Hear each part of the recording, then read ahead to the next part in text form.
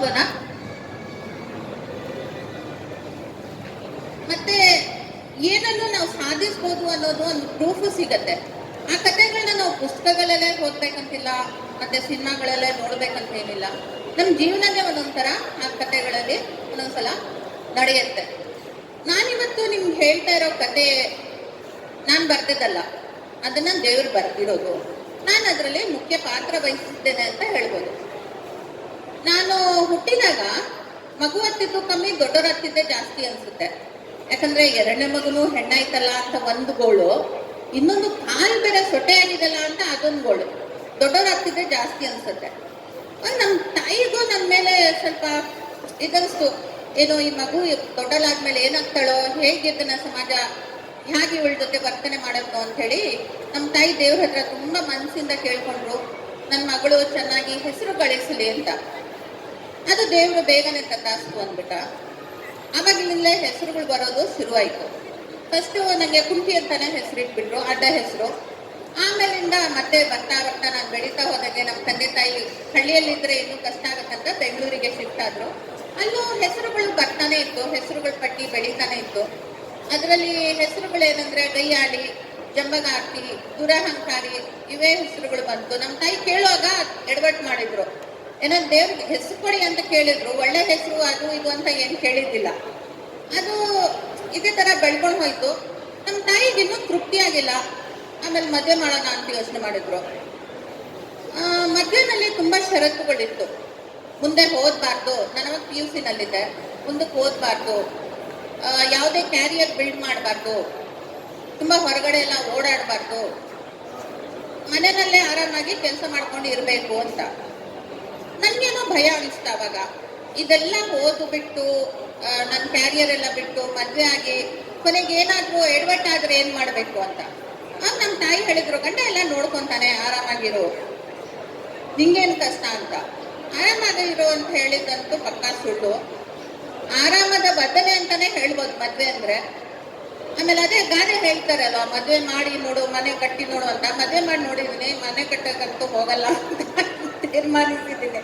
ಅದೇ ತರ ಎಕ್ಸ್ಪೀರಿಯನ್ಸ್ ಆಯ್ತು. ಆಮೇಲಂತೂ ಎಷ್ಟೊಂದು ಹೆಸರುಗಳ ಸುರಿಮಳೆ ಬಂತಂದ್ರೆ ನಮ್ಮ ತಾಯಿಗೂ ತೃಪ್ತಿ ಆಯ್ತು ಮದ್ವೆ ಆದ್ಮೇಲೆ ಬಂದ ಹೆಸರಿಂದ. ನನ್ನಂತವ್ರಿಗಂದ್ರೆ ನಾನು ಸ್ವಲ್ಪ ದುರಹಂಕಾರಿ, ಅದು ಕೈಯಾಳಿ ಅಂತೆಲ್ಲ ಹೇಳ್ತಾರಲ್ವಾ, ಅದನ್ನ ನಾನು ರಿಫ್ಯೂಸ್ ಮಾಡಲ್ಲ, ಒಂಥರ ನಿಜಾನೇ ಅಂತ ಹೇಳ್ಬೋದು. ನಮ್ಮಂತವರಿಂದ ಅಂದ್ರೆ ತುಂಬಾ ಜನರಿಗೆ ಒಂಥರ ಮೆಣಸು ತಿಕ್ಕಿದಂಗೆ ಆಗತ್ತೆ. ಅಂದ್ರೆ ನಾವು ನಮ್ಮ ಸ್ವಂತ ಬುದ್ಧಿ ಇಟ್ಕೊಂಡು ಸ್ವಾಭಿಮಾನದಿಂದ ಬದುಕ್ತಾ ಇದ್ರೆ ಮೆಣಸಿನ್ಕಾಯಿ ತಿಕ್ದಂಗೆ ಆಗಿ ಉರಿಯೋದು ಜಾಸ್ತಿ. ಇದು ಇವಾಗ ಮಧ್ಯಾಹ್ನದ ಬಿಸಿಲಲ್ಲಿ ಉರಿಯೋರ್ಗಿಂತ ನಮ್ಮ ತರ ನಗ್ದಂತ ಇರೋರ್ನ ನೋಡಿ ಉರಿಯೋರು ಜನನೇ ಜಾಸ್ತಿ ಇರ್ತಾರೆ. ಹಾಗಾಗಿ ನಮ್ಮಂತವ್ರಿಗೆ ಕಷ್ಟ ಏನಾದ್ರು ಬಂದ್ರೆ ಒಂಥರ ಎಲ್ಲರೂ ಜಾಗೃತರಾಗ್ತಾರೆ. ಇವಳು ಕಷ್ಟ ಬಂತ, ಇವಾಗ ಏನಾಗುತ್ತೆ ನೋಡೋಣ ಅಂತ. ಅದರಲ್ಲಿ ಕಷ್ಟಗಳ ಸುರಿಮಳೆ ಬಂದ್ರೆ ಒಂಥರ ಹಬ್ಬದ ವಾತಾವರಣನೇ ಆಗ್ಬಿಡುತ್ತೆ. ಅದೇ ತರ ನಮ್ಮ ಜೀವನದಲ್ಲೂ ನನ್ಗೆ ಯಾರು ದ್ವೇಷಿಸ್ತಾ ಇದ್ರು ಅವ್ರಿಗೂ ಖುಷಿ ಪಡೋ ತರ ದೇವರೊಂದು ಅವಕಾಶ ಕೊಟ್ಟಿದ್ದ. ಅಂದ್ರೆ ಮೊದಲು ನಮ್ಮ ತಂದೆಯವರಿಗೆ 1992 ಕ್ಯಾನ್ಸರ್ ಡಿಟೆಕ್ಟ್ ಆಯ್ತು. ಅವರಿಗೆ ಕ್ಯಾನ್ಸರ್ ಅಂತ ಗೊತ್ತಾದಾಗ ಎಲ್ಲರೂ ಹೇಳಿದ್ರು, ಓಕೆ ಇವ್ರ ಮನೆಯಲ್ಲಿ ಫಸ್ಟ್. ಅವಾಗ ನಮ್ಗೊಂದು ಅನ್ಸಿದ್ದೇನಂದ್ರೆ ಸಿನಿಮಾದಿಂದ ಹೊರಗೂ ಕ್ಯಾನ್ಸರ್ ಆಗತ್ತಾ ಅಂತ. ಅಂದ್ರೆ ಇದೊಂದು ಸಿನಿಮಾದಲ್ಲೇ ನಡೆಯೋ ಕಾಯಿಲೆ ಅಂತಾನೆ ನಮ್ಮ ಮನಸ್ಸಲ್ಲಿದ್ದಿತ್ತು. ಅದಾದ್ಮೇಲೆ 1994 ನಮ್ಮ ಅಕ್ಕನಿಗೆ ಬ್ರೆಸ್ಟ್ ಕ್ಯಾನ್ಸರ್ ಅಂತ ಡಿಟೆಕ್ಟ್ ಆಯ್ತು. ಇವಾಗ ಎಲ್ಲರೂ ಹೇಳಕ್ ಶುರು ಮಾಡಿದ್ರು, ಇವರೇನೋ ಕರ್ಮ ಇವ್ರದ್ದು ಬರ್ತಾ ಇದೆ ಇವ್ರಿಗೆ ಹಿಂದಕ್ಕೆ, ಏನೋ ಪಾಪ ಮಾಡಿದ್ದಾರೆ, ಅದನ್ನೇ ಇವ್ರು ಅನ್ಭವಿಸ್ತಾ ಇದ್ದಾರೆ ಅಂತ. 95 ನಂಗೊಂದು ಹೆಣ್ಮಗು ಹುಟ್ಟಿತ್ತು. ಅದಕ್ಕೆ ಮೊದಲು ಒಂದು ಗಂಡು ಮಗು ಇತ್ತು. ಸೆಕೆಂಡ್ ಹೆಣ್ಮಗು. ಅವಳಂತೂ ಗೊಂಬೆ ತರ ತುಂಬಾ ಮುದ್ದಾಗಿದ್ಲು. ಆದ್ರೆ ಅವಳಿಗೆ 1-2 ತಿಂಗಳು ಆಗ್ತಾ ನಂಗೆ ಗೊತ್ತಾಯ್ತು ಅವಳಿಗೆ ಸ್ಪೆಷಲ್ ನೀಡ್ಸ್ ಇದೆ ಅಂತ. ಅದರಲ್ಲೂ ಡಾಕ್ಟರ್ಸ್ ಅಂತೂ ತುಂಬಾನೇ ಭಯ ಬೀಳಿಸ್ಬಿಟ್ರು. ಅವಳು ನಡೆಯಕ್ಕಾಗಲ್ಲ, ಮಾತಾಡಕ್ಕಾಗಲ್ಲ, ಅವಳು ಕಣ್ಣು ಕಾಣಲ್ಲ, ಏನಿಲ್ಲ, ಅವಳು ಒಂಥರ ವೆಜಿಟೇಬಲ್ ತರಾನೇ ಇರ್ತಾಳೆ ಅಂತ. ಆದ್ರೆ ನೀವು ಫಿಸಿಯೋಥೆರಪಿ ಮಾಡಿ ಸರಿ ಹೋಗ್ತಾಳಂತ. ಆ ಟೆನ್ಷನ್ ಅಲ್ಲಿ ಇದ್ದಾಗ, ಅವಳಿಗೆ ಹಾಲು ಕುಡಿಸ್ತಾ ಇದ್ದಾಗ, ಒಂದು 11 months ಬೇಬಿ ಇದ್ಲು ಅವಳು. ಆವಾಗ ನನ್ಗೂ ನನ್ನ ಎದೆನಲ್ಲಿ ಒಂದು ಗಂಟಿದ್ದಂಗೆ ಕಾಣ್ಬೋದು. ಆಗ ನನ್ಗನ್ಸ್ತು, ಇಲ್ಲ ನನ್ಗೆ ಕ್ಯಾನ್ಸರ್ ಆಗಕ್ಕೆ ಚಾನ್ಸ್ ಇಲ್ಲ. ಯಾಕಂದ್ರೆ ಇಷ್ಟೊಂದು ಜನರಿಗೆ ಒಂದೇ ಫ್ಯಾಮಿಲಿನಲ್ಲಿ ಈ ತರ ಕಾಯಿಲೆಗಳು ಬರೋದು, ಕ್ಯಾನ್ಸರ್ ಆಗೋದು ತುಂಬಾನೇ ಅಪರೂಪ ಅಲ್ವಾ. ಒಂದು EMI ಸ್ಕೀಮ್ ತರ ಹಿಂಗೆ ಬರ್ತಾ ಹೋಗ್ಬೋದಾ. ಆದ್ರೂ ಒಂದ್ಸಲ ಚೆಕ್ ಮಾಡೋಣ ಅಂತ ಡಾಕ್ಟರ್ ಹತ್ರ ಹೋದೆ. ಅವ್ರು ಬಯೋಪ್ಸಿ ಹೇಳಿದ್ರು. ಅದೊಂದು ಕಳ್ಳೆ ಬೀಗದಷ್ಟು ಚಿಕ್ಕದಿದ್ದ ಒಂದು ಗಂಟು ಥರ್ಡ್ ಸ್ಟೇಜ್ ಕ್ಯಾನ್ಸರ್ ಅಂತ ಗೊತ್ತಾಯ್ತು. ಆವಾಗ ಇದು ಥರ್ಡ್ ಸ್ಟೇಜ್ ಕ್ಯಾನ್ಸರ್. ಇವಾಗ ನಾನು 3ನೇವಳು ನಮ್ಮ ಮನೆಯಲ್ಲಿ ಕ್ಯಾನ್ಸರ್ ಆಗಿರೋದ್ರಿಂದ. ಮತ್ತೆ ಅದರಲ್ಲಿ ತುಂಬಾನೇ ಅಂದ್ರೆ ಒಂಥರ ಚಾಲೆಂಜಸ್ ತುಂಬಾನೇ ಇತ್ತು. ನನ್ನ ಮಗಳನ್ನ ಫಿಸಿಯೋಥೆರಪಿ ಕರ್ಕೊಂಡು ಹೋಗ್ಬೇಕು, ಅದ್ ಮಾಡ್ಬೇಕು, ಇದ್ ಮಾಡ್ಬೇಕು. ಅದರಲ್ಲಿ ಜನ ಕೂಡ ಓಡೋಡ್ ಬಂದ್ರು ನನ್ನನ್ನು ನೋಡಕ್. ಒಂದ್ಸಲ ಕೊನೆ ಸಲ ನೋಡ್ಬಿಡೋಣ, ಥರ್ಡ್ ಸ್ಟೇಜ್ ಕ್ಯಾನ್ಸರ್ ಅಲ್ಲಿ ಬರ್ತಿರೋದು ತುಂಬಾ ಕಮ್ಮಿ, ಒಂದ್ಸಲ ನೋಡ್ಬಿಡೋಣ ಅಂತ ಜನ ಕೂಡ ಓಡೋಡ್ ಬಂದ್ರು. ಓಡಾಡ್ ಬಂದ್ರೆ ಅವ್ರ ಪ್ರಶ್ನೆಗಳು ಕೇಳ್ತಾ ಇದ್ರು. ತುಂಬಾನೇ ಪ್ರಶ್ನೆಗಳಂದ್ರೆ ವಿಚಿತ್ರವಾದ ಪ್ರಶ್ನೆಗಳು ಕೇಳ್ತಾ ಇದ್ರು. ಅದಕ್ಕೆ ಉತ್ತರ ಕೊಡೋದು ತುಂಬಾ ಕಷ್ಟ. ಆ ತರ ಪ್ರಶ್ನೆಗಳು ಏನಂದ್ರೆ, ನಿಂಗೆ ಹಾಗಮ್ಮ ಕ್ಯಾನ್ಸರ್ ಬಂತು, ಹೆಂಗ್ ಕ್ಯಾನ್ಸರ್ ಆಯ್ತು, ನಿಂಗೆ ಬ್ರೆಸ್ಟ್ ಕ್ಯಾನ್ಸರ್ ಯಾಕಾಯ್ತು, ಈ ತರದೆಲ್ಲ ಪ್ರಶ್ನೆಗಳು. ಅಂದ್ರೆ ನಾನು ಹೇಳಲ್ಲ ಜನರಿಗೆ ಬೇರೆಯವ್ರ ಮೇಲೆ ಸಿಂಪತಿ ಇರಲ್ಲ, ಅಂದ್ರೆ ಅನುಕಂಪ ಕರುಣೆ ಇಲ್ಲ ಅಂತ ಹೇಳಕ್ಕಾಗಲ್ಲ. ತುಂಬಾನೇ ಕರುಣೆ ತೋರಿಸಿದ್ರು ನನ್ನ ಗಂಡನ ಮೇಲೆ. ಅಯ್ಯೋ ಪಾಪ, ಇವಾಗ ಇವ್ನೇನ್ ಮಾಡ್ತಾನೆ, ಈ ಮಕ್ಕಳಿಬ್ರು ಇದ್ದಾರೆ, ಇವ್ರನ್ನ ಕರ್ಕೊಂಡು ಇವ್ನ ಹೆಂಡತಿ ಸತ್ತೋದ್ರೆ ಇವ್ನು ಹೆಂಗ್ ಜೀವನ ಮಾಡ್ತಾನೆ, ಇವ್ನ ಸುಖದ ಬಗ್ಗೆ ಏನ್ ಯೋಚನೆ ಮಾಡ್ತಾ ಇಲ್ವಲ್ಲ ಯಾರು, ಇವ್ನ್ ಬೇರೆ ಹೆಂಡತಿ ಇವಾಗ ಹುಡುಕ್ಬೇಕಾ ಅಂತ. ಆವಾಗ ನಾನು ಅವ್ರನ್ನ ಒಂದು ಪ್ರಶ್ನೆ ಕೇಳಿದೆ, ಅಲ್ಲ ಸದಾ ಸುಮಕ್ಕಳಿಯಾಗಿರುವಂತ ನನ್ನ ಆಶೀರ್ವಾದ ಕೊಟ್ಟವರು ಈ ಅಯ್ಯಪ್ಪನ್ಗೆ ಇವಾಗ ನಾನು ಸತ್ರೆ ಬತ್ತಕ್ಕೆ ಬರಲ್ಲ ಅಂದ್ರೆ ಆಶೀರ್ವಾದ ಉಲ್ಟಾ ಕೊಡ್ಬೇಕಿತ್ತಲ್ವಾ, ಅವ್ನ ಹೆಂಡತಿ ಬದುಕಿರ್ಲಿ ಅಂತ ಅವ್ನ್ ಹೇಳ್ಬೇಕಿತ್ತು, ನನ್ಗೆ ಯಾಕೆ ಸುಮಕ್ಕಳಿ ಆಗಿರಿ ಅಂತ ಆಶೀರ್ವಾದ ಕೊಟ್ರಿ ಅಂತ. ಯಾಕಂದ್ರೆ ನಾನು ಇವಾಗ ಅದೇ ಸಮಯದಲ್ಲಿ ಏನಾದ್ರೂ ನನ್ನ ಗಂಡನಿಗೆ ಆ ಕಾಯಿಲೆ ಬಂದು ಅವ್ರೇನಾದ್ರೂ ತೀರ್ ಹೋಗ್ತಾರಂದ್ರೆ, ಇಲ್ಲ ಇವಳು ಇಬ್ರು ಮಕ್ಕಳನ್ನ ಎತ್ಕೊಂಡು ಏನ್ ಮಾಡ್ತಾಳೆ, ಇವಳ ಸುಖದ ಬಗ್ಗೆ ಏನ್ ಯೋಚನೆ, ಇವಾಗ ಇವಳನ್ನ ಬೇರೆ ಮದ್ವೆ ಮಾಡೋಣ ಅಂತ ಈ ಜನ ಹೇಳ್ತಾ ಇದ್ರ ಇಲ್ವಲ್ಲ. ಆತರ ಇದ್ದಲ್ಲಿ ಈ ಆಶೀರ್ವಾದ ಸುಮಂಗಳಿನ ತಿರ್ಸಿ ಹೇಳ್ಬೇಕು ಅಂತ ನಂಗೆ ಅನ್ಸ್ತು. ಆವಾಗ ಜನರಿಗೆ ಇನ್ನೂ ಸ್ವಲ್ಪ ಸಿಟ್ಟೆ ಬಂತು. ಇವಳು ಕ್ಯಾನ್ಸರ್ ಬಂದ್ರು ಬುದ್ಧಿ ಬಂದಿಲ್ಲ, ಕ್ಯಾನ್ಸರ್ ಬಂದ್ರು ಜಂಬ ಬಿಟ್ಟಿಲ್ಲ, ಕ್ಯಾನ್ಸರ್ ಬಂದ್ರು ಕೊಬ್ಬು ಕರಗಿಲ್ಲ ಅಂತ. ನಿಜ ಹೇಳ್ಬೇಕಂದ್ರೆ ನನ್ನಂತ ಗಯ್ಯಾಳಿಗಳಿಗೆ ಬುದ್ಧಿ ಬರೋದು, ಜಂಬ ಹೋಗೋದು ಅಥವಾ ಏನೋ ಸುಧಾರಣೆ ಆಗೋದು ತುಂಬಾನೇ ಕಮ್ಮಿ. ನಾವಿದ್ದಂಗೆ ಇರ್ತೀವಿ ಏನೇ ಬರ್ಲಿ. ಅದೇ ರಾಜ್ಕುಮಾರ್ ಅವ್ರು ಹಾಡಿದಲ್ವಾ, ಆಡಿಸಿ ನೋಡು ಬೀಳಿಸಿ ನೋಡು ಉರುಳಿ ಹೋಗೋದಂತ, ನಮ್ಮಂತವ್ರನ್ನೇ ಹಾಡೋದು. ನಂಗನ್ಸೋದು ನಂದೇ ಹಾಡೋದು ಅಂತ. ಹಾಗೆಯೇ ಆಮೇಲೆ ಪ್ರಶ್ನೆಗಳ ನಂತರ ನನ್ನ ಮೇಲೆ ಕಂಪ್ಲೇಂಟ್ಸು ಬರಕ್ ಶುರುವಾಯ್ತು. ನೀನ್ ದೇವ್ರನ್ನ ನಂಬಲ್ಲ, ತುಂಬಾ ಅಂದ್ರೆ ಒಂಥರ ಟ್ರೆಡಿಷನಲಿ ಅದು ದೇವ್ರನ್ನ ನಂಬ್ಕೊಂಡು ತಲೆ ಮೇಲೆ ಸೆರಗೆಲ್ಲ ಹಾಕೊಂಡು ಇರ್ತಾರಲ್ವಾ, ಆ ತರ ಇರಲ್ಲ. ಅದಕ್ಕೆ ನಿಂಗೆ ಬಂತು. ರಾಕ್ ಮ್ಯೂಸಿಕ್ ಕೇಳ್ತೀಯಾ, ಮೆಟಾಲಿಕಾ ಎಲ್ಲ, ಅದರಿಂದ ನಿಂಗೆ ಕ್ಯಾನ್ಸರ್ ಬಂತು. ಮ್ಯಾಗಿ ಎಲ್ಲ ತಿಂತೀಯಾ, ಎಲ್ಲ ನನ್ನ ಮೇಲೆನೆ ಬಂತದೇನೋ ನಾನು ಅಮೆಝಾನ್ ಇಂದ ಆರ್ಡರ್ ಮಾಡ್ಕೊಂಡು ಕ್ಯಾನ್ಸರ್ ತರಿಸಿರೋ ತರಾನೇ ಮಾತಾಡಿದ್ರು ಜನ.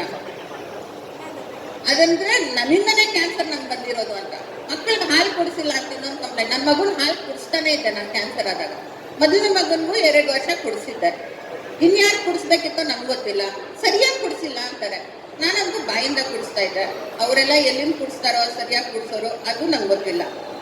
ಇವಾಗ ಇವ್ರ ಪ್ರಕಾರ ನಾನು ಸಾಯೋದಂತೂ ಗ್ಯಾರಂಟಿ ಅಂತಿತ್ತು. ಅದ್ರ ಬಗ್ಗೆ ಒಂದು ಚಿಕ್ಕ ಕತೆ ಹೇಳ್ತೀನಿ. ಒಂದು ಕಪ್ಪೆಗಳ ಸೈನ್ಯ ಕಾಡಲ್ಲಿ ಹೋಗ್ತಾ ಇತ್ತಂತೆ. ಈ ಕಪ್ಪೆಗಳ ಸೈನ್ಯ ಕಾಡಲ್ಲಿ ಹೋಗ್ತಾ ಇದ್ದಾಗ ಒಂದು ಗುಂಡಿ ಇತ್ತು, ಅದ್ರಲ್ಲಿ ಕೆಲವು ಕಪ್ಪೆಗಳು ಬಿದ್ದುಬಿಡತ್ತೆ. ಬಿದ್ದಾಗ ಮೇಲಿರೋ ಕಪ್ಪೆಗಳೆಲ್ಲ ಬನ್ನಿ ಬನ್ನಿ ಮೇಲಕ್ಕೆ ಬನ್ನಿ, ನಾವು ನಿಮ್ಮನ್ನ ಸಹಾಯ ಮಾಡ್ತೀರಿ, ಬನ್ನಿ ಬನ್ನಿ ಅಂತ ಕೂಗುತ್ತೆ. ಕಪ್ಪೆಗಳು ಹಾರ್ಕೊಂಡು ಚಿಕ್ಕು ಚಿಕ್ಕು ಮೇಲ್ ಬರಕ್ಕೆ ಪ್ರಯತ್ನ ಪಡ್ತಾ ಇರತ್ತೆ. ಆವಾಗ ಒಂದ್ ಕಪ್ಪೆ ಜಾರಿ ಕೆಳಗ್ ಬೀಳತ್ತೆ. ಈ ಕಪ್ಪೆ ಮೇಲಿರೋ ಕಪ್ಪೆಗಳಿಗೆ ಅವಾಗ ಅನ್ಸಿತ್ತು, ಈ ಗುಂಡಿ ತುಂಬಾನೇ ಆಳ ಇದೆ, ಇಲ್ಲಿಂದ ಬರೋದು ಸ್ವಲ್ಪ ಕಷ್ಟ ಅಂತ ಹೇಳಿ ಜಾಗ್ರತೆಯಾಗಿ ಬನ್ನಿ ಅಂತಾರೆ. ಇನ್ನೊಂದು ಕಪ್ಪೆ ಬೀಳತ್ತೆ, ಅದ್ರ ಕಾಲು ಮುರಿದೋಗತ್ತೆ. ಆಗ ಮೇಲಿರೋ ಕಪ್ಪೆಗಳಿಗೆ ಇನ್ನೂ ಸ್ವಲ್ಪ ಭಯ ಜಾಸ್ತಿ ಆಗತ್ತೆ. ಬರ್ಬೇಡಿ, ಇದು ಡೇಂಜರು, ಈ ರಸ್ತೆಯಲ್ಲಿ ನೀವು ಬೀಳ್ತೀರಾ ಅಂತ ಹೇಳುತ್ತೆ. ಆವಾಗ ಸುಮಾರಾಗಿ ಕಪ್ಪೆಗಳು ಕೆಳಗೆ ಇಳಿದು ಹೋಗತ್ತೆ. ಯಾಕಂದ್ರೆ ಇನ್ನು ನಾವು ಮೇಲಕ್ಕೆ ಜಿತ್ತು ಬರಕ್ ನೋಡಿದ್ರೆ ಇದು ನಾವು ಬಿದ್ದು ಸಾಯೋ ಚಾನ್ಸಸ್ ಇದೆ ಅಂತ ಹೇಳಿ ಕೆಳಗೆ ಹೋಗಿ ಗುಂಡಿನಲ್ಲೇ ಜೀವನ ಮಾಡೋಣ, ಇನ್ಮೇಲೆ ಮೇಲ್ ಬರೋದೇ ಬೇಡ ಅಂತ ಯೋಚನೆ ಮಾಡ್ತಾರೆ. ಇನ್ನು 2 ಕಪ್ಪೆಗಳು ಮಾತ್ರ ಮೇಲ್ ಬರ್ತಾನೆ ಇರುತ್ತೆ. ಜಿದ್ದು ಬರ್ತಾನೆ ಇದೆ, ಮೇಲಕ್ಕೆ ಹಾಕ್ತಾನೆ ಇದೆ. ಈ ಕಪ್ಪೆಗಳು ಮೇಲಿಂದ ಕೂಗ್ತಾ ಇದೆ, ಬರ್ಬೇಡಿ, ಇನ್ನೂ ಮೇಲಕ್ಕೆ ಬಂದು ನೀವು ಬಿದ್ದರೆ ನಿಮ್ಗೆ ತುಂಬಾ ಡೇಂಜರ್ ಅಂತ. ಒಂದ್ ಕಪ್ಪೆ ಆಲ್ಮೋಸ್ಟ್ ಮೇಲೆ ಸೇರಿರುತ್ತೆ. ಇವ್ರ ಮಾತುಗಳು ಕೇಳಿ ಅದಕ್ಕೆ ಆತ್ಮವಿಶ್ವಾಸನೇ ಹೋಗ್ಬಿಡೋದು. ಅದೆಲ್ಲ ಕೈ ಕಾಲು ಬಿಟ್ಟು ಕೆಳಗೆ ಬಿದ್ದು ಅದು ಪ್ರಾಣನೇ ಕಳ್ಕೊಳ್ಳೋದು. ಇನ್ನೊಂದು ಕಪ್ಪೆ ಮಾತ್ರ ಇನ್ನೂ ಜಿಗಿತಾನೆ ಇದೆ, ಜಿದ್ದು ಹೊರಗೆ ಬರುತ್ತೆ. ಹಾಗೆ ಮಿಕ್ಕಿದೆಲ್ಲ ಕಪ್ಪೆಗಳು ಹೊರಗೆ ಬಂದ ಕಪ್ಪೆ ಕೇಳುತ್ತೆ, ನೀನೇನಪ್ಪ ನಮ್ಮ ಮಾತೇ ಕೇಳಿಲ್ಲ, ನಾವು ಇಷ್ಟೊಂದು ಹೇಳ್ತಾ ಇದ್ರಿ, ನೀನ್ ಕೆಳಗೆ ಹೋಗು ಅಂತ, ಬಿದ್ದಿದ್ರೆ ನಿನ್ ಪ್ರಾಣ ಹೋಗ್ತಾ ಇತ್ತಲ್ಲ ಅಂದ್ರೆ ತುಂಬಾನೇ ನಮ್ರತೆಯಿಂದ ಹೇಳುತ್ತೆ, ಥ್ಯಾಂಕ್ ಯು ವೆರಿ ಮಚ್, ನೀವೆಲ್ಲ ನಮ್ಗೆ ಇಷ್ಟು ಪ್ರೋತ್ಸಾಹ ಕೊಟ್ಟಿದ್ದಕ್ಕೆ ತುಂಬಾ ತುಂಬಾ ಥ್ಯಾಂಕ್ಸ್ ಅಂತ ಹೇಳುತ್ತೆ. ಇವರೆಲ್ಲ ಯೋಚನೆ ಮಾಡ್ತಾರೆ, ಏನಪ್ಪಾ ಅಂದ್ರೆ ನೋಡಿದ್ರೆ ಕಪ್ಪೆ ಕಿವುಡು, ಅದಕ್ಕೆ ಕಿವಿನೇ ಕೇಳಿಸಲ್ಲ. ಇವರೆಲ್ಲ ಹೋಗು ಹೋಗು ಅಂತ ಇದ್ರೆ ಅದು ಬಾ ಬಾ ಅಂತ ಕಾಣ್ತಾ ಇತ್ತು. ಅದಕ್ಕೆ ಪ್ರೋತ್ಸಾಹ ಸಿಕ್ಕು ಮೇಲ್ ಬಂದಿತ್ತು. ಅದೇ ತರ ಇವಾಗ ನನ್ಗೂ ಕ್ಯಾನ್ಸರ್ ಆದಾಗ ಎಲ್ರು ಹೇಳ್ತಾ ಇದ್ದಿದ್ದು, ನಿನ್ ಸಕ್ಕರೆ, ನಿನ್ ಗಂಡನ್ಗೆ ಬೇರೆ ಮದ್ವೆ ಮಾಡ್ಬೇಕು, ಮಲ್ತಾಯಿ ಆದ್ರೂ ಮಗುಗೆ ತಾಯಿ ಬೇಕು, ಅದು ಇದು ಅಂತ ಹೇಳ್ತಾ ಇದ್ದಾಗ ಈ ಮಾತಿಗೆ ನನ್ ಕಿವಿಡಿ ಆಗ್ಲೇಬೇಕಿತ್ತು. ಕಿವಿಡಿ ಆಗೋದು ಅಷ್ಟು ಸುಲಭ ಅಲ್ಲ, ಯಾಕಂದ್ರೆ ನನ್ ಕಿವಿ ಹತ್ರನೇ ಬಂದು ಹೇಳ್ಕೊಂತ ಇದ್ರು. ಹಂಗಾಗಿ ಇವ್ರ ಬಾಯಿ ಮುಚ್ಬೇಕಂತ ನಾನು ಇವ್ರ ಪ್ರಶ್ನೆಗಳಿಗೆಲ್ಲ ಉತ್ತರ ಹುಡ್ಕೊಂಡೆ. ಇವಾಗ ಇವ್ರು ಕೇಳೋದು, ನಿನ್ ಕ್ಯಾನ್ಸರ್ ಹೆಂಗಮ್ಮ ಬಂತು, ಕಾಂಡಮ್ ಹಾಕೋದನ್ನ ಮರ್ತೆ ಅದಕ್ಕೆ ಬಂತು, ಅಥವಾ ಗಾಡಿ ಅವ್ನು ಮಾರ್ಕೊಂಡು ಹೋಗ್ತಾ ಇದ್ದ 20 ರೂಪಾಯಿ ಗಡ್ಡೆ ಅದನ್ನ ಇಟ್ಕೊಂಡು ಹಾಕೊಂಡ್ ಬಂದೆ ಅಂತ ಹೇಳ್ದೆ. ಕೂದಲೆಲ್ಲ ಉದ್ರೋಯ್ತಾ ಅಂತ ಕೇಳ್ದಾಗ, ಇಲ್ಲ ನಾನೇ ಅದನ್ನ ಕಿತ್ಬಿಟ್ಟು ಫ್ಲವರ್ ಪಾಟ್ ಅಲ್ಲಿ ಹಾಕಿದ್ದೀನಿ ಬೆಳ್ಸಕ್ಕೆ ಅಂತ ಹೇಳಿ. ಆಮೇಲೆ ಇನ್ನು ಕೆಲವರು, ನಿನ್ ಕ್ಯಾನ್ಸರ್ ಸರ್ಜರಿ ಆಗಿರೋದನ್ನ ನಮ್ಗೆ ತೋರಿಸ್ತೀಯಾ ಅಂತ ಕೇಳ್ತಾ ಇದ್ರು. ಅದು ನೋಡಕ್ ಒಂದು ಶೋಕಿ ಅವ್ರಿಗೆ. ಅದಕ್ಕೆ ನಾನು ಹೇಳ್ತಾ ಇದ್ದೆ, ನಿಮ್ ಫೈಲ್ಸ್ ತೋರಿಸ್ತೀರಾ, ಅದೆಲ್ಲ ಪರ್ಸನಲ್ ವಿಷಯಗಳು, ಅದನ್ನೆಲ್ಲ ನೋಡಕ್ಕೆಲ್ಲ ಬರಬಾರ್ದು. ಈ ತರ ಹೇಳ್ತಾ ನಾನು ತುಂಬಾ ಧೈರ್ಯವಾಗಿ ವ್ಯಂಗ್ಯವಾಗಿ ಅವ್ರಿಗೆ ಒಂದು ಹಾಸ್ಯದಿಂದ ಉತ್ತರ ಕೊಡೋದು ಶುರು ಮಾಡಿದಾಗ ಎಲ್ರು ಸ್ವಲ್ಪ ಬಾಯಿ ಮುಚ್ಚಕ್ಕೂ ಶುರು ಮಾಡಿದ್ರು.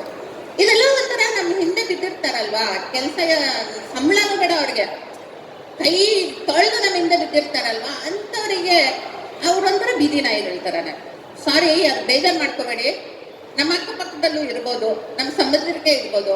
ಆದ್ರೆ ಯಾಕೆ ಹೇಳ್ತೀನಿ ಅಂದ್ರೆ, ಅವರು ನಾವು ಹೆದರ್ಕೊಂಡು ಓಡೋದಾಗ ನಮ್ಮ ಹಿಂದೆನೆ ಬಂದ್ಬಿಡ್ತಾರೆ. ಬೈ ಅಂತ ಬಿಡೋದೇ ಇಲ್ಲ, ನಮ್ಮ ಹಿಂದೆ ಬೊಗಳ್ಕೊಂಡು ಬಂದೇ ಬರ್ತಾರೆ. ಆದ್ರೆ ಒಂದ್ ಕಲ್ಲೆಂದು ನಾವು ನಿಂತಿದ್ರೆ ಅದು ಕುಯ್ ಅಂತ ಹೋಗಿ ಬಿಡುತ್ತೆ. ಅದೇ ತರ ಈ ಜನರು ಕೂಡ ನಾನು ಧೈರ್ಯದಿಂದ ಎದ್ದು ನಿಂತಾಗ ಇವರು ಪಕ್ಕಕ್ಕೆ ಸರಿಲಿಕ್ಕೆ ಶುರು ಮಾಡಿದ್ರು. ನಾನಿವಾಗ ನನ್ಗೆ ಅವಾಗ ಬಂದಿದ್ದು ಚಾಲೆಂಜಸ್ ಏನಂದ್ರೆ, ಫೈನಾನ್ಷಿಯಲ್ ಚಾಲೆಂಜಸ್ ಇರುತ್ತೆ. ಕ್ಯಾನ್ಸರ್ ಅಂದ್ರೆ ತುಂಬಾ ದುಡ್ಡಿನೋ ಕಾಯಿಲೆ ಕೂಡ ಅದು. ಮತ್ತೆ ಒಂದ್ ಚಿಕ್ಕ ಮಗು ಬೇರೆ ಇದ್ದು, ಅವಳು ಫಿಸಿಯೋಥೆರಪಿ ಮಾಡಿಸ್ಬೇಕಿತ್ತು. ಇದೆಲ್ಲದ್ರಲ್ಲಿ ಹೆಂಗಿವಾಗ ಜೀವನ ನಡೆಸ್ಬೇಕು ಅನ್ನೋದನ್ನ ಯೋಚನೆ ಮಾಡ್ಕೊಂಡು ನಾನು ಓದೋದನ್ನ ಮತ್ತೆ ಕಂಟಿನ್ಯೂ ಮಾಡಿದೆ. ಕೌನ್ಸಿಲಿಂಗ್ ಅಲ್ಲಿ ಡಿಪ್ಲೊಮಾ ಮಾಡಿದೆ, ಮತ್ತೆ ಸಾಫ್ಟ್ ಟಾಯ್ಸ್, ಟೇಲರಿಂಗ್ ಎಲ್ಲ ಸ್ಟಾರ್ಟ್ ಮಾಡಿ ನನ್ನ ಸ್ಟಡೀಸ್ನ ಫಂಡ್ ಮಾಡ್ಕೊಂಡು ಹೋಗ್ತಾ ಇದ್ದೆ. ಆ ಹೊತ್ತಿಗೆ ನನ್ನ ಗಂಡ ಮತ್ತೆ ಬಂದ. ಅವ್ರು ದುಬೈಲಿ ಇರ್ತಾ ಇದ್ರು. ದುಬೈಗೆ ಹೋಗಿದ್ರು, 2 ವರ್ಷ ಕಾಂಟ್ಯಾಕ್ಟೇ ಇದ್ದಿಲ್ಲ ನಂಗೆ ಕ್ಯಾನ್ಸರ್ ಆದಾಗ. ಮತ್ತೆ ತಿರುಗಿ ಬಂದ್ರು. ಇಲ್ಲ, ನನ್ಗೆ ಬುದ್ಧಿ ಬಂದಿದೆ, ನಾನು ಇನ್ಮೇಲೆ ಈ ತರ ಎಲ್ಲ ಮಾಡಲ್ಲ, ನಾವು ಮತ್ತೆ ಜೊತೆಯಾಗಿರೋಣ, ನಮ್ಮ ಊರಿಗೆ ಹೋಗೋಣ, ಊರಲ್ಲೇ ಜೀವನ ಮಾಡೋಣ ಅಂತ ಕರೆದ್ರು. ಇವಾಗ ಇದು ಬುದ್ಧಿ ಬರತ್ತಂದಾಗ ಎಲ್ಲರಿಗೂ ಒಂಥರ, ನಾವು ಸಿನಿಮಾದಿಂದ ತುಂಬಾ ಇನ್ಫ್ಲೂಯೆನ್ಸ್ ಆಗಿರ್ತೀರಿ, ಎಲ್ಲರಿಗೂ ಒಂದೊಂದ್ಸಲ ಬುದ್ಧಿ ಬಂದ್ಬಿಡತ್ತೆ. ಎಲ್ಲ ಏನೋ ಡಾಕ್ಟರ್ ಇದ್ದವರು ಒಂಥರ ಒಳ್ಳೆಯವರಾಗೋದು ಅದೆಲ್ಲ ನೋಡಿರ್ತೀರಲ್ವ. ನಮಗೂ ಏನೋ ಹಂಗೆ ಅನ್ಸ್ತು. ಊರಿಗೆ ಹೋದೆ, ನಮ್ದೊಂದು ಮಲೆನಾಡು ಕಡೆ ಊರಿತ್ತು, ಅಲ್ಲಿಗೆ ಹೋಗಿದ್ದೆ. ಆವಾಗ ಅದ್ರ ಬಗ್ಗೆ ಒಂದು ಚಿಕ್ಕದಾಗ ಒಂದು ಕತೆ ಹೇಳ್ತೀನಿ. ಒಂದು ಹುಚ್ಚಾಸ್ಪತ್ರೆಯಲ್ಲಿ ಇಬ್ರು ಹುಚ್ಚರನ್ನ ಸೇರಿಸಿದ್ರಂತೆ, ಬುದ್ಧಿ ಇಲ್ಲ ಅಂತ. ಅವರಿಗೆ ಎಲ್ಲ ಹೇಳ್ಕೊಡ್ತಾ ಇದ್ರು, ನಿಮ್ಮ ಒಂದು ಕಾಲು ಇದು, ನಿಮ್ ಕಾಲು ಇದು, ಕೈ ಇದು, ಕಣ್ಣು, ಮೂಗು ಅಂದ್ರೆ ಅವರೆಲ್ಲ ಉಲ್ಟಾ ಹೇಳೋದು. ಅವ್ರು ನೆನ್ಪಿರ್ತಾ ಇದ್ದಿಲ್ಲ. ಒಂದಿನ ಡಾಕ್ಟರ್ ಕರೆದು ಕೇಳಿದಾಗ ಅವರು ಸರಿಯಾಗಿ ಹೇಳ್ತಾರಂತೆ. ಏನಂದ್ರೆ, ಇದು ನನ್ನ ಕಾಲು, ಇದು ಮೊಣ್ ಕಾಲು, ಇದು ನಂದು ಶೋಲ್ಡರು, ಎಲ್ಲ ಸರಿ ಹೇಳ್ತಾರೆ. ಡಾಕ್ಟರ್ ಖುಷಿ ಆಗುತ್ತೆ. ಏನಿವತ್ತೆಲ್ಲ ಸರಿ ಹೇಳಿದ್ದೀರಾ, ಹೆಂಗ್ ಹೇಳಿದ್ರಂದ್ರೆ, ನನ್ನ ಕಿಡ್ನಿಯಿಂದ ಅಂತ ಹೇಳಿದ್ರಂತೆ. ಹಂಗೆ ಬುದ್ಧಿ ಬರೋ ಜನರಿಗೂ, ನನ್ನ ಗಂಡಂಗೂ ಹಂಗೆ ಬುದ್ಧಿ ಬಂದಿತ್ತು ಅನ್ಸುತ್ತೆ. ಆಮೇಲೆ ಆ ಬುದ್ಧಿ ಬಂದಿರೋದು ಇದು ಕಿಡ್ನಿ ಅಂತ ಗೊತ್ತಾಯ್ತು. ನಾನು ಓದನ್ನ ಶುರು ಮಾಡಿದೆ, ಗ್ರಾಜ್ಯುಯೇಷನ್ ಮಾಡಿದೆ. ಗ್ರಾಜ್ಯುಯೇಷನ್ ಮುಗಿದ್ಮೇಲೆ ನನ್ನ ಮಗಳಿಗೂ ಸ್ಪೆಷಲ್ ಎಜುಕೇಶನ್ ಅಲ್ಲೆಲ್ಲ ಓದಿಸಿ ಇವಾಗ ಅವಳು ಕೆಲ್ಸಕ್ಕೆ ಹೋಗ್ತಾ ಇದ್ದಾಳೆ. ಮತ್ತೆ ನನ್ನ ಮಕ್ಕಳನ್ನಿಬ್ಬರನ್ನು ಬೆಳೆಸ್ಕೊಂಡು ನಾನು ಎಕ್ಸಾಮ್ ಬರಿಬೇಕಂದ್ರೆ, ನಾನು MS ಎಕ್ಸಾಮ್ ಕೌನ್ಸಿಲಿಂಗ್ ಅಲ್ಲಿ ಮಾಡ್ಬೇಕಂದ್ರೆ, ಮಾಸ್ಟರ್ಸ್ ಕೌನ್ಸಿಲಿಂಗ್ ಅಂಡ್ ಸೈಕೋಥೆರಪಿನಲ್ಲಿ ನನ್ನ ಮಗಳು ನೋಡ್ಕೊಳಕ್ ಯಾರು ಸಿಕ್ಕಿಲ್ಲ. ಒಂದಿನ ಅವಳು ನನ್ನ ಜೊತೆ ಎಕ್ಸಾಮ್ ಕರ್ಕೊಂಡು ಹೋಗಿದ್ದೆ. ಲೆಕ್ಚರರ್ ಹೇಳಿದ್ರು ನನ್ನ ಜೊತೆನೆ ಕುತ್ಕೊಳ್ಳಿ ಅಂತ. ಅವಳನ್ನಲ್ಲೇ ಕುಣಿಸ್ಬಿಟ್ಟು ನಾನು ಎಕ್ಸಾಮ್ ಬರ್ಕೊಂಡ್ ಬಂದಿದ್ದೀನಿ. ಎಲ್ಲ ಮಾಡಿದ್ಮೇಲೆ ನನ್ನ ಕ್ಯಾರಿಯರ್ ಪಿಕಪ್ ಮಾಡ್ಕೊಂಡೆ. ನಂದು ಕ್ಯಾರಿಯರ್ ಸ್ಟಾರ್ಟ್ ಆಯ್ತು. ನನ್ಗೆ ಎಷ್ಟು ಇವಾಗ ಜನ ಏನ್ ಹೇಳ್ತಾ ಇದ್ರು ಅಂದ್ರೆ, ಇಲ್ಲಿ ಹೋಗ್ಬಾರ್ದು, ಅಲ್ಲಿ ಹೋಗ್ಬಾರ್ದು, ನಿಮ್ ಕಾಲ್ ಮೇಲೆ ನೀವು ನಿಂತ್ಕೋಬಾರ್ದಂತ. ಯಾವ ಹೆಣ್ಮಕ್ಳು ಮಾತನ್ನ ಕೇಳಬಾರ್ದು. ನಿಜ ಹೇಳ್ಬೇಕಂದ್ರೆ, ನಮ್ ಸ್ವಂತ ಕಾಲಲ್ಲಿ ಇರೋಷ್ಟು ಶಕ್ತಿ ಯಾವ ಗಂಡನ ಕಾಲಲ್ಲೂ ಇರಲ್ಲ. ನಮ್ ಕಾಲ್ ಮೇಲೆನೆ ನಾವು ನಿಂತ್ಕೋಬೇಕು. ಇದನ್ನ ನಾನು ಕಲ್ತಿದ್ದೀನಿ. ನನ್ ಕಾಲ್ ಸರಿ ಇಲ್ಲದೆ ಇರ್ಬೋದು, ಅದ್ರ ಮೇಲಾದ್ರೆ ನಾನು ಬಲವಾಗಿ ನಿಂತಿದ್ದೀನಿ, ನಂಗೊಂದು ಸ್ಟೆಬಿಲಿಟಿ ಇದೆ. ಇವಾಗ ನನ್ಗೆ ಒಂಥರ ಖುಷಿಯಿಂದ ಹೇಳ್ಕೊಳ್ಳೋದು ಏನಂದ್ರೆ, ನಾನು ಬೇಕಾಗಿರೋ ಬಟ್ಟೆ ನಾನು ಹಾಕೋಬಹುದು, ನಾನು ಬೇಕಿರೋ ಊಟ ತಿನ್ಬೋದು. ಮನೆ ಕಟ್ಟಿಲ್ಲ, ಅದನ್ನ ಪರವಾಗಿಲ್ಲ, ಕ್ಯಾಬಲ್ಲೇ ಬರ್ಬೋದು, ಕಾರ್ ಇಲ್ದಿದ್ರು. ಹೆಂಗೋ ಈ ಜೀವನದಲ್ಲಿ ಇರೋಷ್ಟು ಖುಷಿ ಯಾರ ಮೇಲೆ ಡಿಪೆಂಡ್ ಆದಾಗ ಯಾವತ್ತೂ ಬರಲ್ಲ. ಆದ್ರೆ ನನ್ಗೆ ಅನ್ಸೋದೇನಂದ್ರೆ, ಇದು ಈ ನಂಗೆ ಬುದ್ಧಿ ಬರ್ಬೇಕಂದ್ರೆ ಅದೊಂದು ಕ್ಯಾನ್ಸರ್ ಥ್ರೂ ಬಂತು, ಅದೊಂದು ಕಾಯಿಲೆ ಬಂದು ನನ್ಗೆ ಈ ಸಂಬಂಧಗಳೆಲ್ಲ ಎಷ್ಟು ವೀಕ್ ಆಗಿದೆ ಅಂದ್ರೆ ಇದನ್ನ ಗಟ್ಟಿ ಮಾಡ್ಬೇಕಂತ, ನಮ್ಮ ಸಂಬಂಧಗಳನ್ನ ನಾವು ಗಟ್ಟಿ ಮಾಡ್ಬೇಕಂತ ನಮ್ಗೆ ನಾವು ತುಂಬಾ ವೀಕ್ ಮಾಡ್ಕೊಂತೀರಿ. ಅಂದ್ರೆ ನಾವು ಕ್ಯಾರಿಯರ್ ಬಿಟ್ಬಿಡ್ತೀರಿ, ಮತ್ತೆ ನಮ್ಮ ಸ್ಟಡೀಸ್ ಬಿಡ್ತೀರಿ, ನಮ್ಗೆಲ್ಲ ಏನೇನು ಇಷ್ಟ ಇದೆ ಅದನ್ನೆಲ್ಲ ಬಿಟ್ಟು ಸಂಬಂಧಗಳನ್ನ ಗಟ್ಟಿ ಮಾಡ್ಬೇಕಂದ್ರೆ ಈ ಸಂಬಂಧಗಳೇ ತುಂಬಾ ಇದಿರುತ್ತೆ. ಅಂದ್ರೆ ನಂಗೆ ಅವಾಗ ಒಂದು ಚಿಕ್ಕದಾಗ ಒಂದು ಚುಟ್ಕು ನೆನ್ಪು ಬಂದಿತ್ತು. ಕ್ಯಾನ್ಸರ್ ಹೇಳಿತು ನನಗೆ ತೋರಿಸಿ ಕನ್ನಡಿ, ತಂಗಿ ಕೊಡಿಲಿ ಗಮನ, ಈ ಸಂಬಂಧಗಳೆಲ್ಲವೂ ಮೇಡ್ ಇನ್ ಚೈನಾ ಅಂತ. ಆದ್ರೆ ಏನಂದ್ರೆ ಚೈನಾದಲ್ಲಿ ಬರೋ ಅದು ಆಟಿಕೆಗಳು ಇರತ್ತಲ್ವ, ಹಂಗೆ ಮುಟ್ಟೋಗ್ಬಿಟ್ಟಿತ್ತು ಒಂದೇ ಒಂದು ಸಣ್ಣ ಏಟಿಗೆ. ಅದರಿಂದ ನನ್ಗೊಂದೊಂದ್ಸಲ ಅನ್ಸುತ್ತೆ, ನಮ್ಮ ತಾಯಿ, ನಮ್ಮ ತಂದೆ, ನಮ್ಮ ಅಕ್ಕ 3 ಜನ ನಮ್ಮ ಫ್ಯಾಮಿಲಿನಲ್ಲಿ ಕ್ಯಾನ್ಸರ್ ಇಂದಾನೆ ತೀರ್ ಹೋಗಿದ್ದಾರೆ. ಆದ್ರೆ ಅದೇ ಕ್ಯಾನ್ಸರ್ ಇಂದ ನಾನು ಹೆಂಗೋ ಹಾರಾಗಿದ್ದೀನಿ, ಈವರೆಗೂ ಇದ್ದೀನಿ. ಆದ್ರೆ ಇದ್ರೂ ನನ್ಗೆ ಅದಕ್ಕೊಂದ್ಸಲ ಥ್ಯಾಂಕ್ಸ್ ಹೇಳ್ಬೇಕು ಅನ್ಸುತ್ತೆ. ಯಾಕಂದ್ರೆ ಅದೊಂದು ಗಳಿಗೆ ನನ್ನ ಜೀವನದಲ್ಲಿ ಬರ್ತಿದ್ರೆ ಇವನ್ನೆಲ್ಲ ಸುಳ್ಳು ಸಂಬಂಧಗಳನ್ನ ನಂಬ್ಕೊಂಡು ಈ ವಯಸ್ಸಿಗೆ ನಂಗೆ ಅದಾಗಿದ್ದಿದ್ರೆ ಏನ್ ಮಾಡ್ಬೇಕಿತ್ತು ಅಂತ 28 ವರ್ಷಕ್ಕೆ ಆಗಿದ್ದಕ್ಕೆ ಸರಿ ಹೋಯ್ತು. ಯಾಕಂದ್ರೆ ಆವಾಗ ಮತ್ತೆ ಮುಂದಕ್ಕೆ ಬರಕ್ಕೆ ನಂಗೆ ಒಂದ್ ಚಾನ್ಸ್ ಇತ್ತು, ಮತ್ತೆ ಓದಿ ಮತ್ತೆ ಮಾಡಕ್ಕಾಯ್ತು. ಈ ವಯಸ್ಸಿಗೆ ಆಗಿದ್ದಿದ್ರೆ ತುಂಬಾನೇ ಕಷ್ಟ ಆಗ್ತಾ ಇತ್ತು ಅನ್ಸುತ್ತೆ. ಹಾಗಾಗಿ ನಾನು ಹೇಳೋದೇನಂದ್ರೆ, ನಿಮ್ಗೆ ಯಾವುದೇ ಕಷ್ಟ ಬಂದ್ರು ಅದನ್ನೊಂದು ಲೆಸನ್ ಆಗಿ ತಕೊಳ್ಳಿ. ಯಾವುದೇ ಒಂದು ಕಷ್ಟ ಬಂದ್ರು ಅದನ್ನ ಒಂದು ಪರಿವರ್ತನೆ ಅಂತ ತಗೊಂಡು ಅಲ್ಲಿಂದ ಹೊಸದಾಗಿ ಒಂದು ಜೀವನ ಶುರು ಮಾಡೋಣ. Thank you very much. ನನ್ನ ಕತೆ ಕೇಳಿದೆ. Thank you.